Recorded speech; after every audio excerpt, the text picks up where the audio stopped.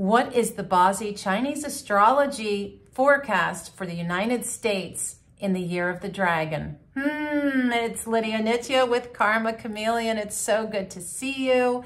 And if you are interested in Bazi Chinese astrology, flying stars, feng shui, please subscribe and hit the bell so you don't miss a single video. I have lots to give you as far as info, all the scoop on 2024 coming in December. So again, make sure that you are subscribed, you've hit the bell so you don't miss any of these great videos coming.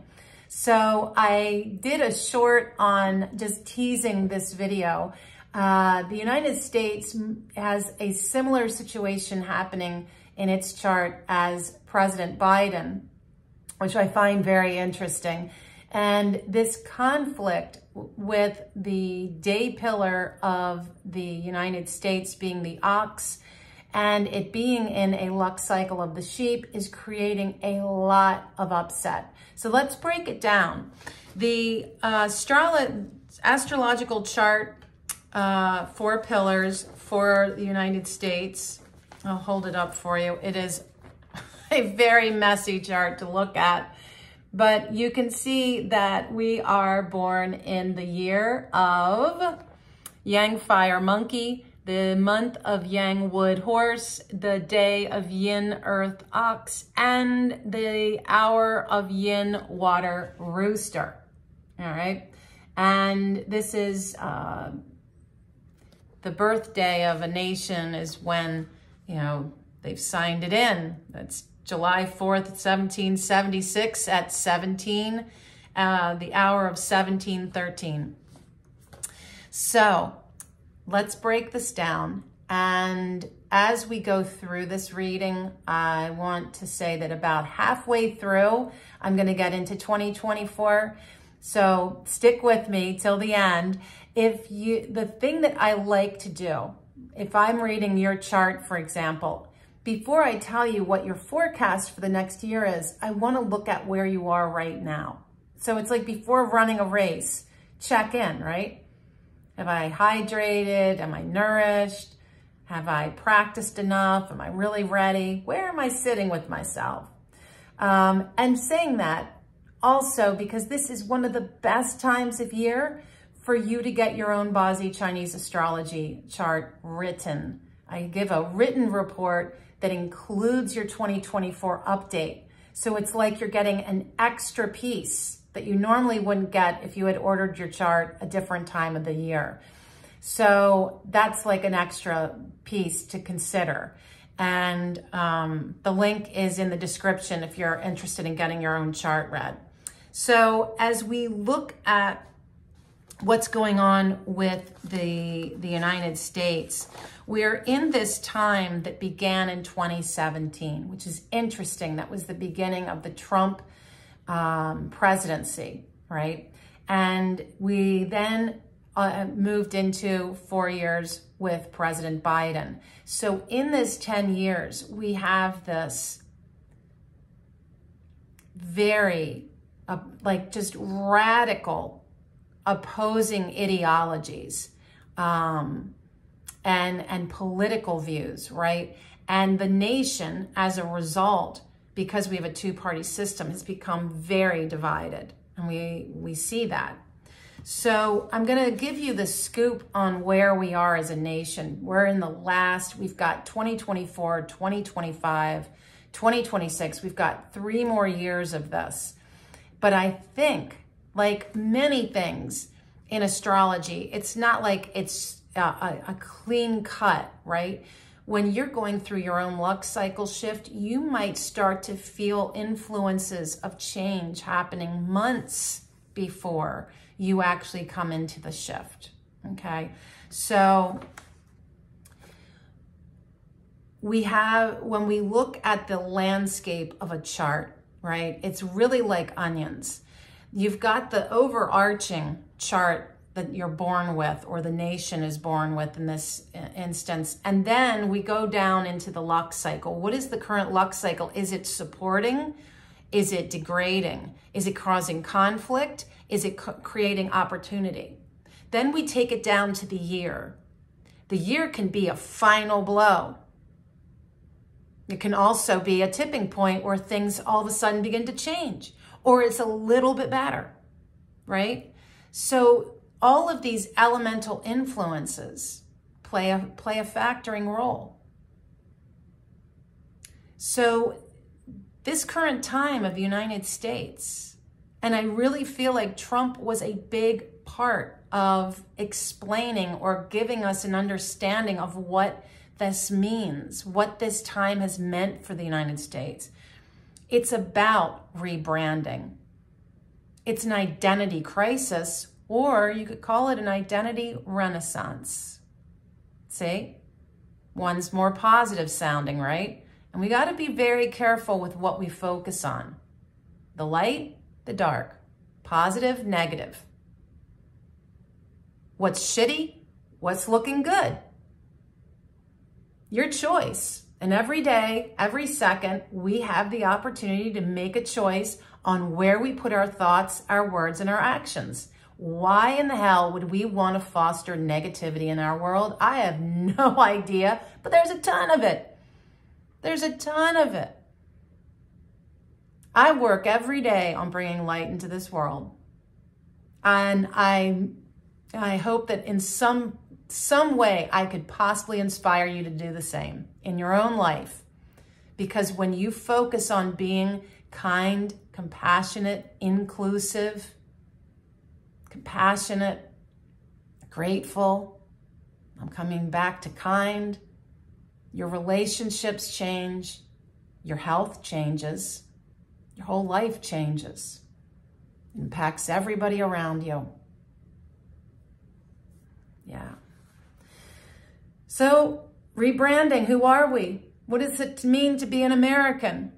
Anybody explain that one? I don't know. So again, we're polarized. And I think a third party, it's going to break this up. And it's needed.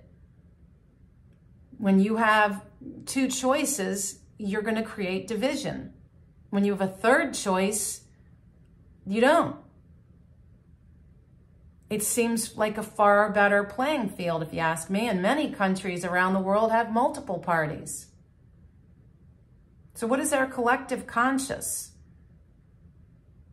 Is it about possibility, hope, and growth, or despair and feeling lost and stagnant?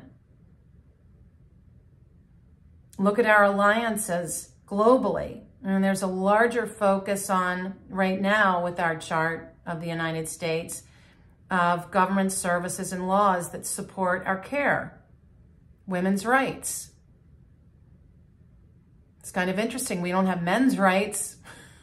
Do men have to fight for sovereignty of their physical bodies? No. Why is that? Oh, right. We're in this patriarchal time that's been going on for thousands of years.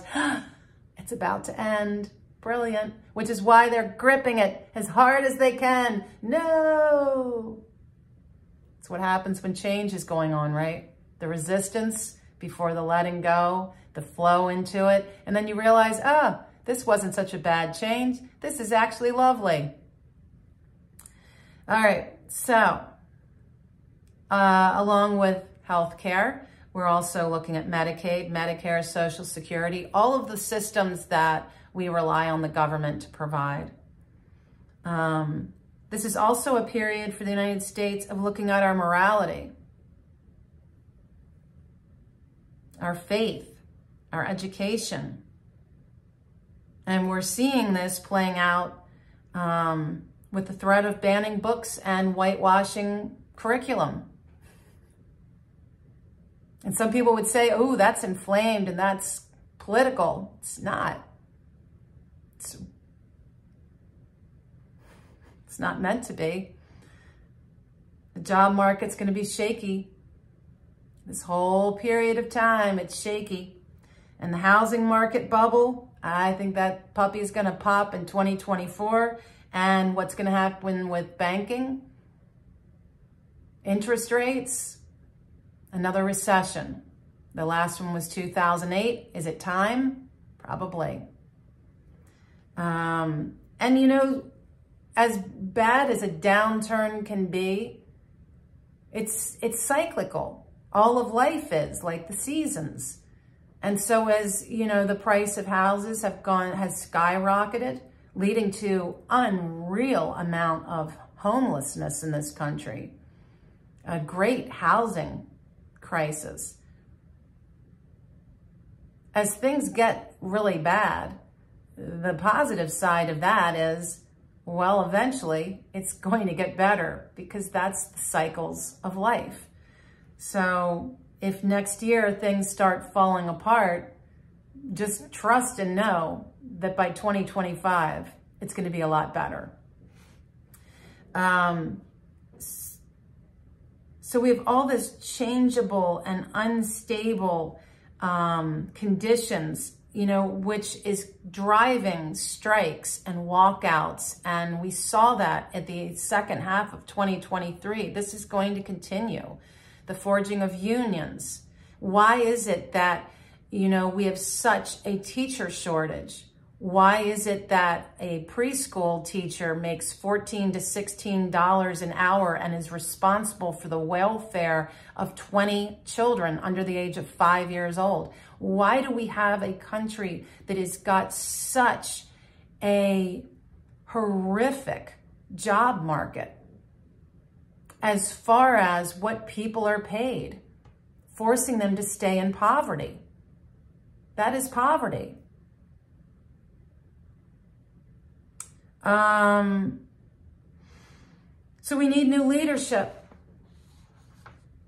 and we need to catch up with other developed countries as far as healthcare and education and workers' rights. And at this point, I'm going to now slide into 2024 for the United States, but I wanted you to understand the landscape upon which we have been walking since 2017. And, you know, the dragon year being a void year means there's a lack of traction. And again, a mention of a slowdown. I really think this could be the recession. And lots of delays and obstacles in the road ahead. And I even said at the beginning of 2023 that the rabbit year that we're in is a time of preparing, kind of like, you know, the bunny burrow in wintertime. I'm sure they gather lots of grass and create a really cozy bed for themselves under the earth to prepare and stay warm in the winter. 2024 brings a shake-up and a wake-up. Things are going to fall apart. Things are going to rise up. There's a lot of instability, and in that, we're going to wake ourselves into a new space and time when we get into 2025.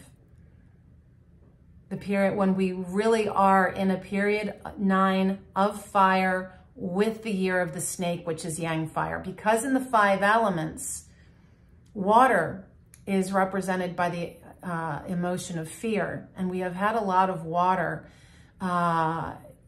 in our world since, I'm trying to go all the way back to 2019,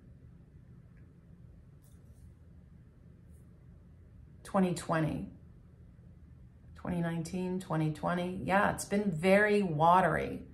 It's been very damp, wet, and cold. And we're now coming into 2025 when the heat and the fire returns, the economy will recover. But you can guarantee that next year there is no recovery. So, and a lot of this is going to, it's beautiful how this is all such like a scripted play. You ever notice life being like that? Because by the time we get to 2025, we're gonna have a new president. And that president is part of the narrative of our ascending out of where we have been.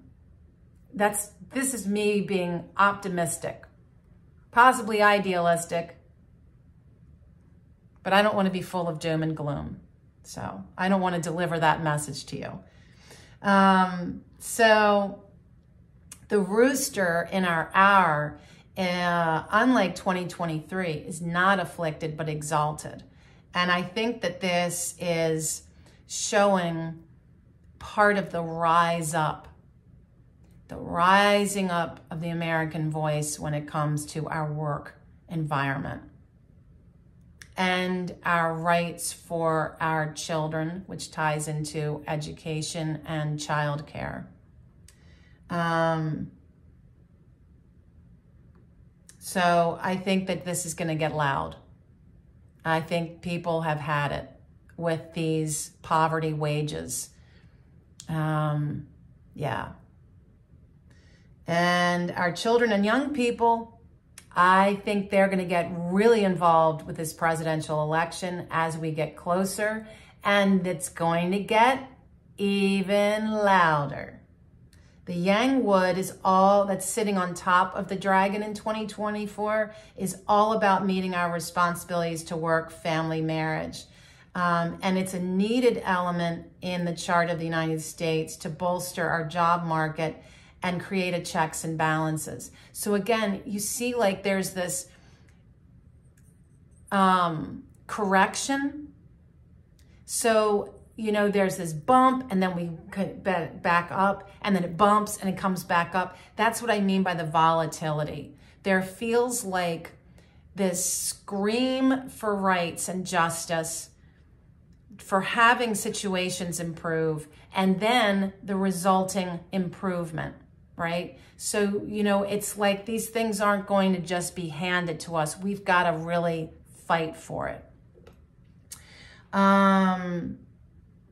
So the dragon as yang earth is asking us again, there is this coming back to holding up the mirror to this country. Who are we as Americans? What do we stand for? What is our moral compass? And within the dragon is a little yin wood, which is the disruptor. That's my key word for 2024 that came to me. This presidential election is bringing in a disruptor that is going to bring in a new voice and a new narrative. Now, a lot of the presidential candidates don't have birth times available online. I'm not seeing it anywhere, and it's creating a challenge for astrologers like myself because it's like we can't see the full picture to make a really accurate prediction about what the outcome is going to ultimately be. But there is a redirection. It's kind of like we've been looking at two sides, and all of a sudden it's like, oh, what have you got to say? Come on in, right? And that's where we can start to really have a more interesting conversation about what is the path forward for this country. The patriarchy, fathers, are also tucked into this dragon, bringing systemic change and interference. And again, we are going into this age of Aquarius. We have been in this time of patriarchy for thousands of years, and it's played itself out. And when you look at this time of the divine masculine, it has been very fraught with war and with fighting and yeah. And as we move into divine feminine, we're coming into a very new paradigm and ascension into the new human on this planet and what that looks like for us as earth beings. And so this old paradigm, old way of thinking, you know, I think that's one of the things that shocked people when Roe v. Wade was overturned. It's like, what? Because it felt like we were being pulled back. But see, that's what happens. Whether it's your life or your community or the world or your nation, when there are big changes, change, strangely enough, often is met with fear and resistance because you want things to stay as they are, even if they're dysfunctional. You're comfortable with knowing, well, this is how it is. I don't know what that is. So fear is rampant in the midst of change. And change is a constant. So again, it's like, do you really want to lean into what all of that negative soup is? Or do you want to be like I am? I'm sitting here going, wow, I'm curious to see what the change could lead us to. And it might be something better, because that's what I'm choosing to believe. And if we collectively choose to believe that change could better our lives as Americans, then we open ourselves up to that possibility. So, the last piece, there are some resources coming from various investments. So this is trickle down to the American people, could be a bailout, could be something else. But I think that this is also looking at, again, the ups and downs, the volatility of this dragon year for the United States. It's not like the whole thing is a hot mess. It's just that in volatility, there are a lot of ups and downs. Now, this almost makes me think of 2022, which was the year of the tiger, that volatility was a key word. And let's see if we can't come up with a better word for 2024, because I think volatility, we've had it. Let's look at this as a disruption that leads to new possibilities, and leave it at that, right? And so for me, this is really a conversation that I'm having with you. And I invite you into this conversation, but please keep it positive. I don't need anybody, being critical of me personally. This is not personal. When I am reading charts, when I am giving this information, especially when it gets political, it is always unbiased. I am giving this as if I am talking about anybody. And that is very, very important to me, that you understand that. So, and a lot is coming through. There's a lot of deliverance and channeling that goes on for me in the delivering of this message, because I think that we need to really start listening to the voices in the room. So thank you for inviting me into your room and listening to this. And I look forward to seeing you again soon. And until then, be well.